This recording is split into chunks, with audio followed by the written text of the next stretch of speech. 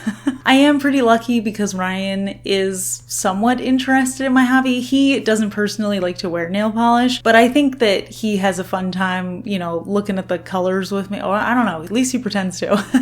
But I do think, and maybe this is a very biased take because I'm very into nail polish, but nail polish is just visually interesting. Like there's so many different color combinations that you can do. There's so many different brands and like styles and ways to wear your nails and stuff that I think even if it's not specifically interesting to you, there's still like a visual aspect that you're like, oh, that color is pretty, you know? So I think it's a little bit of an easier passion for people to kind of share with others. And I do think that a lot of my friends who aren't necessarily into nail polish can still appreciate some of the things. But yeah, there are definitely some hobbies where it's harder for your significant other to be like, oh yeah, that's really fascinating. If it's something that's just, it can be hard to get into certain things. But now I am curious, does anybody have a partner with like an especially funky hobby? Leave it in the comments. I want to know. And I will see you all in my next video. Bye.